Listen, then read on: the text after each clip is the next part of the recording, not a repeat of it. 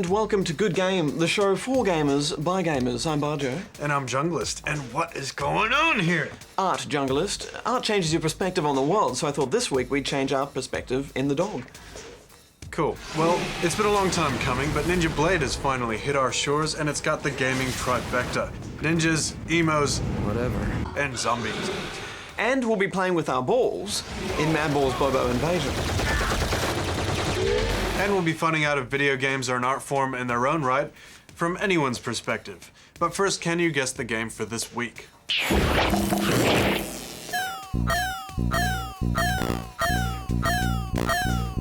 News time.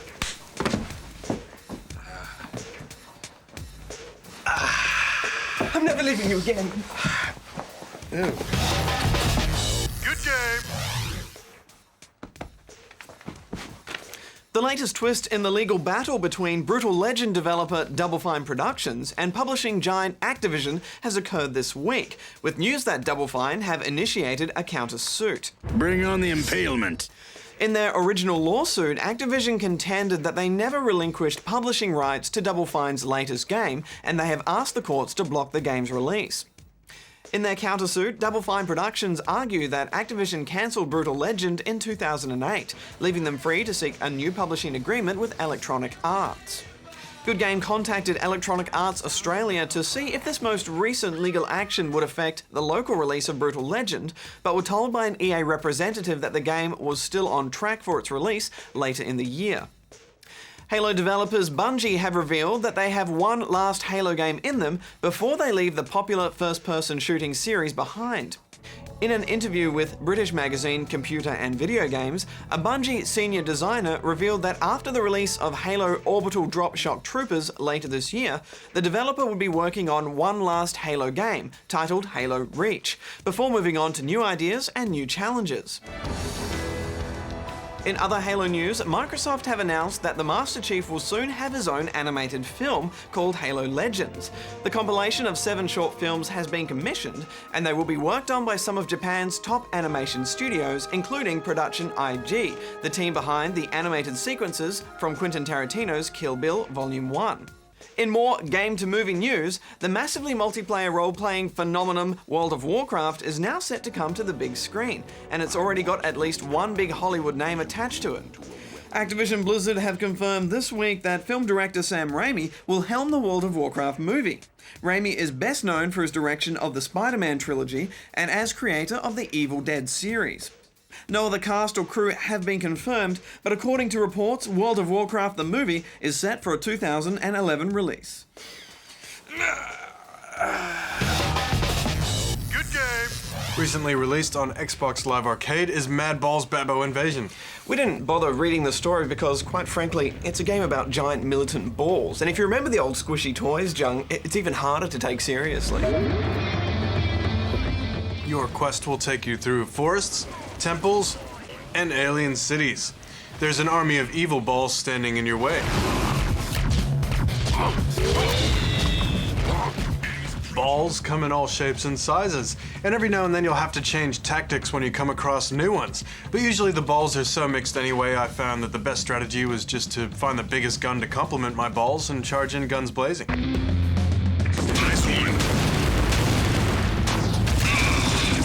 It's pretty much all up to you, a hero ball if you will. You can also play 2-player co-op, 2 balls side by side. There's lots of weapons and skins you can unlock for your balls as well. Each character also has a special move, such as a speed boost or a jetpack, or the Robo-Ball's ability to disarm enemy weapons. Each gun also has a secondary fire mode. If your bullets aren't doing much damage, switch to energy mode.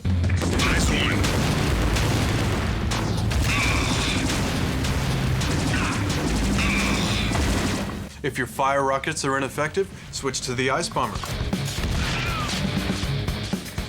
And there are cool things to break up the action, like a ridiculous boss that just turns into more balls when you shoot him.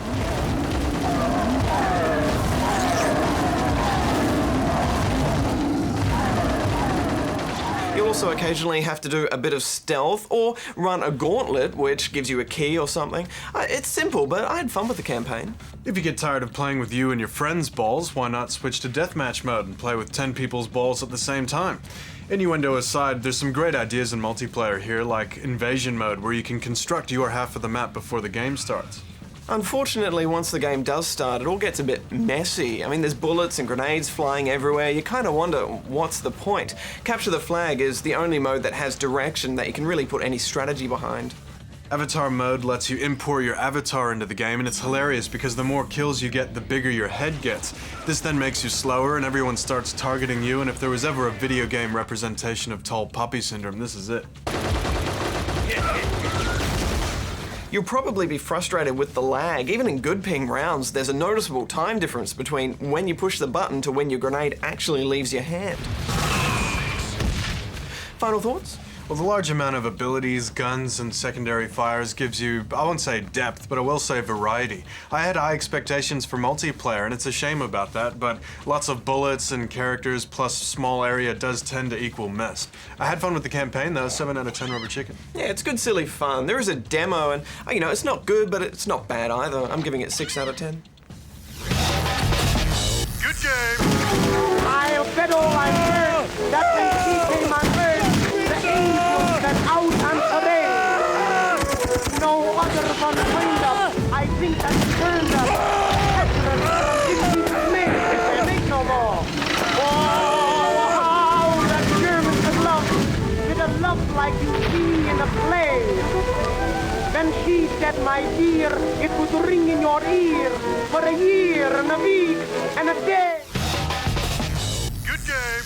If you imagine the most spectacular game you've ever played, and then imagine the most ridiculous game you've ever played, and somehow they got together and formed some sort of weird love child, you'd get Ninja Blade. You play as some guy who's a ninja, and he's also apparently immune to a completely gross virus that's been infecting the world for years. In fact, the bugs even seem to infect trains. You're part of an elite task force or whatever set up to take them out. There's a stack of worm-like bosses to fight, and the locations vary from wings on planes to never-ending tunnels. Some of these are really cool, but they all feel similar because of the grindy goons. You're also a massive emo. Emo ninjas aren't cool. In fact, your whole team are constantly saying, whoa, and whatever. Whatever. I felt so bad for him, Jung, I thought that I might lighten his mood with some happier colors. I am the Pink Ninja of Doom! I enjoyed how nonplussed he was about fighting giant monsters, Badge. He's way too relaxed, though. If it were me, I'd be screaming my head off. Why am I even touching this? Why? It's one of the most cinematic games we've ever seen, but it's still not the most enjoyable game for many reasons. The main one is 80% of the game is QuickTime events. So much QuickTime. If you fail, usually time will reverse and give you another try. The shaky camera work and choice of shots is truly excellent. Whoever directed this needs a massive congratzilla.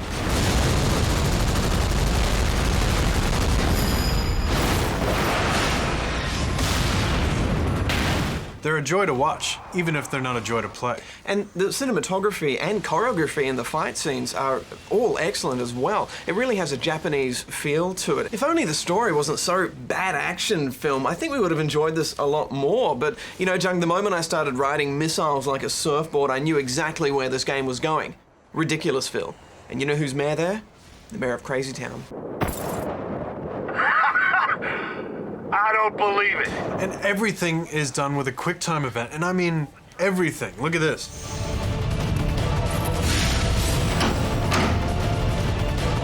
What? Come on. Yeah, come on. And there's so much inconsistency to his powers and strengths. I mean, look how much he struggles with this trapdoor.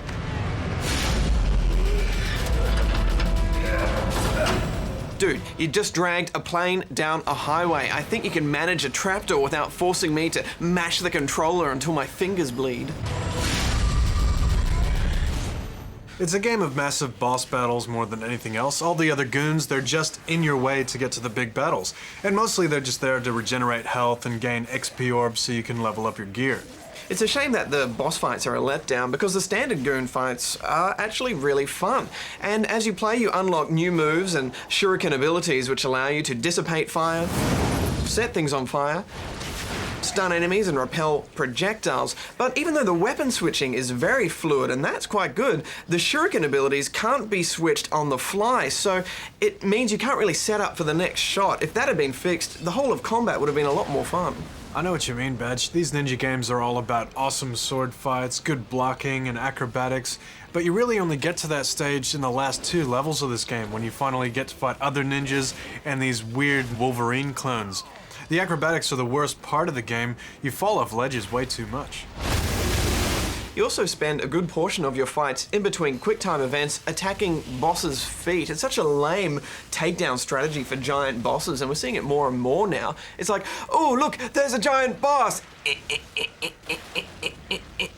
Quick-time event, oh, he's dead. And what's with chase scenes where the camera's facing you? Do you have any idea how hard it is to run from something when you can't see where you're going?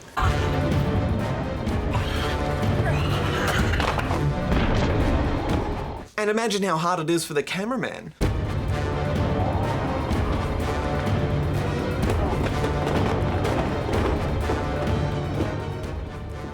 There's so much repeated level design too, Badge. Yeah, level 7 out of 9 is a complete repeat of an earlier level, except you have to fight all the bosses again. And then the final level is the same as well, except that you're constantly being lasered in the face from the boss at the end, just to make it even more frustrating. And why do games with mutants always exaggerate weird body parts like the tongue? Yeah, it's quite strange, isn't it? And we saw it a lot in Dead Space, and I think it's there to kind of make us go, ooh, that's a bit off-putting, that looks strange. Some of the enemies in this really need to be censored.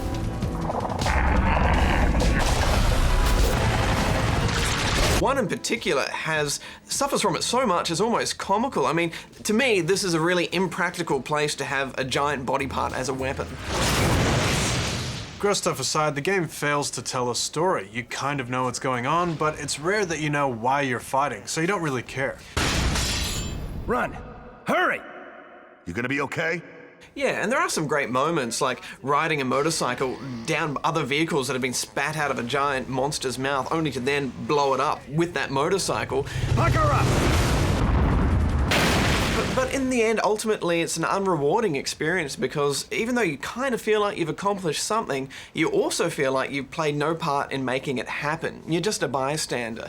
And when you do finally get the Ninja Blade, it's just like your other sword, except now it drains your life. Thanks. I'm giving it 5 out of 10 rubber chickens. Try the demo first. It's great that the game gives you lots of options like different difficulty settings for quick-time events, but no one likes fighting giant feet. I'm giving it 10 out of 10 rubber chickens. I'm giving it 6 out of 10 rubber chickens. Good game! The question, are games art, has created a debate that seems to go around in circles. But what's of more interest to us is how games as a medium are being used to make art. With the recent rise in art games, I decided to find out how our favourite form of entertainment is being used to push artistic boundaries.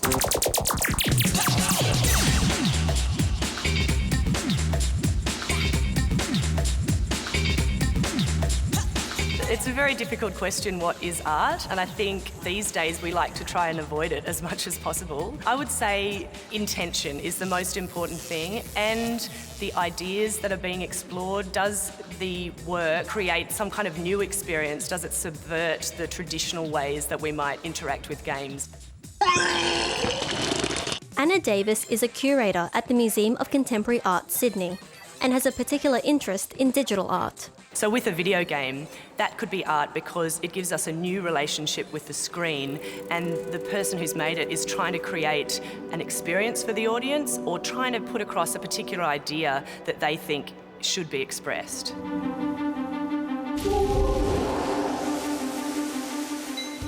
Those of us who have begun using this name, art game, aren't really even sure what it means yet. We're experimenting with the ways that different kinds of artistic styles could be expressed in games. Ian Bogost is a video game researcher, critic, and designer, and a professor at Georgia Tech in America. His research focuses on video games as cultural artifacts.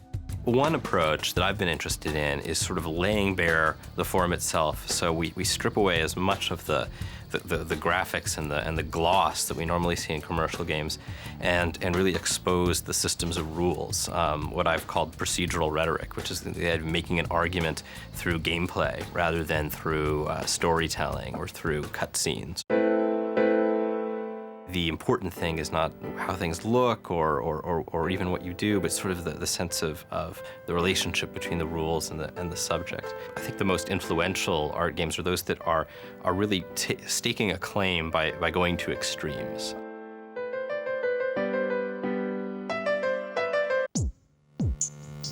The Marriage by Rod Humble. Rod runs the whole Sims division at Electronic Arts. So on the one hand, we have this very commercial endeavor that he's a part of, and on the other hand, he made this game that he claimed was about his experience of marriage, and it's all represented by circles and squares, and it's extremely abstract, and he wanted really just to use rules and not representation at all to characterize this experience. So by taking it to that extreme, he sort of put a stake in the ground and said, well, what if games really are fundamentally about rules and not about the skin that we spread around those rules? I think each art form has got its own form, its own specialty, things that it alone can do.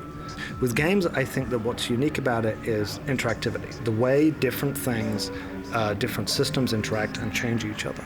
So for me, any game that's art, if we're going to get to the center of games as an art form, it has to be based around interactivity. Constraint-based creation is a very powerful thing. The cliche is Japanese haiku poetry, which limits exactly what you can do, and through those limits you can hopefully get something special out of it.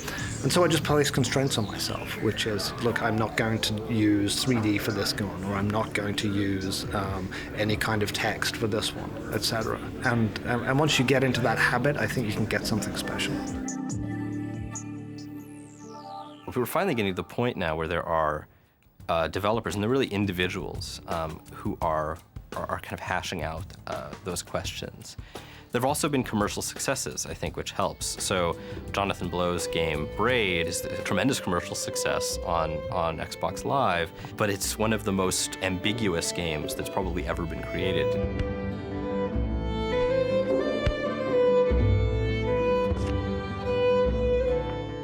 Why do you think art games are important, and what role do you see them playing in the wider gaming community? Well, art in general is important because it helps us make sense of our place in the world, because it's an arbitrary, bizarre, and unclear life that we lead here on Earth. This is what art is for. It's for helping us try to make sense of why we're here. And games as a medium wouldn't be mature or complete if they didn't also pursue those questions as a part of their goals, not as the entirety, but there have to be some examples of games that are really tackling those issues directly in order for the medium to be taken seriously. But that need not preclude all of these other kinds of games that we're more familiar with. And some days you want a kind of popcorn action flick, and sometimes you want something heady and kind of introspective. So we're kind of expanding the menu of options that we have with video games. I think art games have got a really exciting future. I think as more and more people learn how to use the technology rather than just play the games, we're going to see this incredible explosion of art coming out using video game as their mediums. I think what we're going to see is the development of more and more sort of aesthetics or schools or movements or styles. So just as we have a kind of a wide variety of different approaches to painting, let's say, or filmmaking, we're going to see more and more of those approaches to game. For me, it seems to be a pattern that's occurred with various art forms throughout history is they start off being led by entertainment, and over time they address deeper and deeper themes without wanting to go straight off the pretentious cliff. Things like philosophy, things like personal relationships that actually matter, as opposed to more subjects which are entertaining. And I celebrate that. There's nothing wrong with making millions of people happy, but I think we can also address subjects that hopefully change the world to be a bit of a better place. Good game. When it comes to games all about doing odd jobs to pay off debts and buy new furniture, you can't get much better than Animal Crossing for the Nintendo GameCube. This quirky little game saw you take on the life and responsibilities of a resident in a village populated entirely by cute animals, and you had to buy a house, upgrade it to a mansion, befriend the town's inhabitants, and generally live a peaceful life. And although it sounds like a boring concept, it was strangely addictive. But without a doubt, the single greatest moment in Animal Crossing was this. If you became good enough friends with the citizens in your village, they'd start to send you presents in the mail. And if you were playing Animal Crossing on your birthday or Christmas, there was a good chance that you'd be given one of the coolest gifts in the game, a Nintendo Entertainment System, complete with a working copy of games like Donkey Kong, Clu Clu Land, Balloon Flight, Excite Bike, and many others. So not only was the game totally compelling in its own way, but it also gave you a bunch of classic Ninja games to play with as well, making Animal Crossing for GameCube a great moment in gaming. Good game! Recently released on Xbox Live Arcade is Splosion Man, the man who can splode.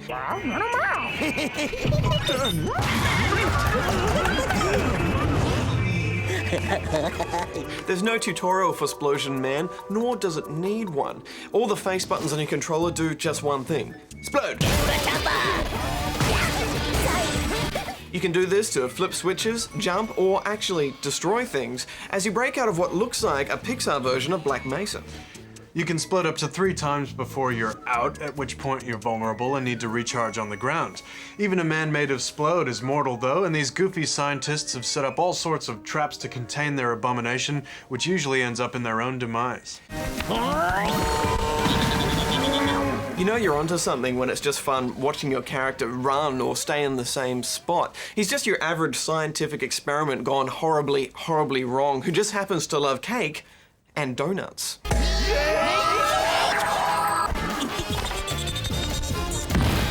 Yes, it is a silly game, but the design is sound too. You're often sploding to places off-screen, and this leap of faith gameplay only works if there's a trust in the player-designer relationship. You have to just know that that platform is going to be in the right spot. And Splosion Man does this so well, you feel like you're speedrunning the level without even seeing it. And Badge, I might be overanalyzing this here, but I'm the type of player that likes to think before I leap. Splosion Man was an exercise in leaping. Jung, I think your brain might be suited more to the co-op levels, which is more about stopping, looking at a puzzle, and then trying to solve it. It also makes use of dual splode, which you can use to launch your buddy further. It was good they made the left trigger start a countdown for you. Co-op offers satisfying symmetrical puzzles and challenging asymmetrical ones.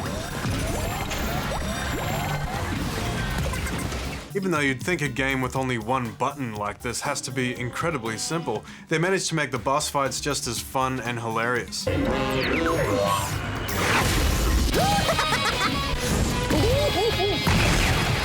A word about the final boss as well. The word epic is kind of thrown around lately. This is epically epic.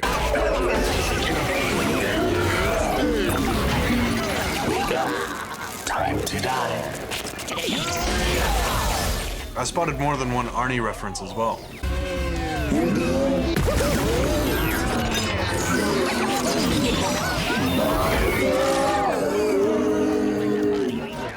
If you like the jump tricks in Mario 64 or the barrels in Donkey Kong Country, then you'll love this. And who didn't like those, Junglist? Who, I tell you?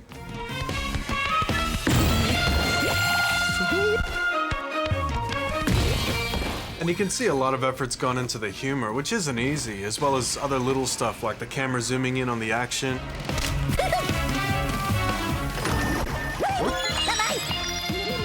And how the water rises really fast until it almost gets to you, then it goes slow for suspense. Final thoughts?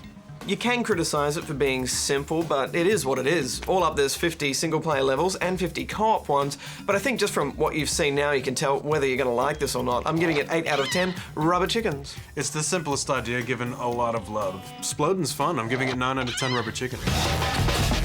Good game! So did you guess the game for this week? It was Madballs for the Commodore 64. It came out in 1987 and it was the very first game to feature the gross-out stylings of these bouncy spherical toys that were a short-lived fad in the 1980s. The game saw you controlling Dust Brain, the mummy of the Madballs crew, who had to bounce around the planet orb looking for other Madballs to join your quest to rule the planet. It was total balls though, Junk. The levels and the gameplay were bland, the controls were ungainly, and the whole premise just smacked of cash-in on this one-time 80s toy craze. It was definitely not as good as the new one. Well, we're out of time for this week, Junk, but we'll be back next week, same time, same channel. In real life, Ricky Ponting is on the other side of the world, captaining the Aussie cricket team against the old enemy, the Pums. We see how he goes on the virtual pitch and meet the man himself.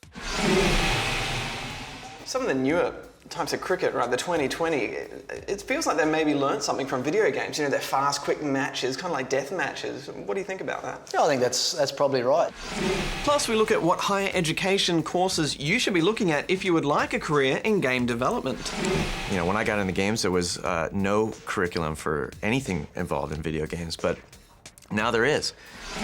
Drop by our forums, join our Twitter, and join the Good Game Facebook group. And don't forget to let us know your favorite bits of the 90 or so last episodes of Good Game. We're knee-deep in the archives right now, collecting it all. Till next time, gamers, Junglist out. Bajo out.